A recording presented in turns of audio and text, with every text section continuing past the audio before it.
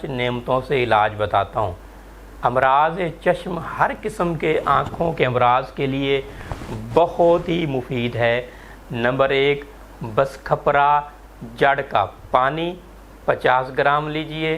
Number 2, नीम का पानी 30 ग्राम लीजिए। नंबर 3, प्याज का पानी 20 ग्राम लीजिए। नंबर 4, शहद खालिस 12 ग्राम लीजिए। नंबर 5, काफूर भीमसीनी 5 ग्राम लीजिए और इसको मिला लीजिए।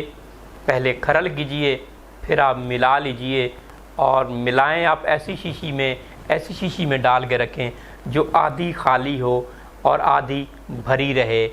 शीशी में आपने 3 दिन रखना है। 3 दिन बाद कपड़े से छान कर फिर आप ड्रॉप बनाइए और ड्रॉप जो है आँखों में डालिए।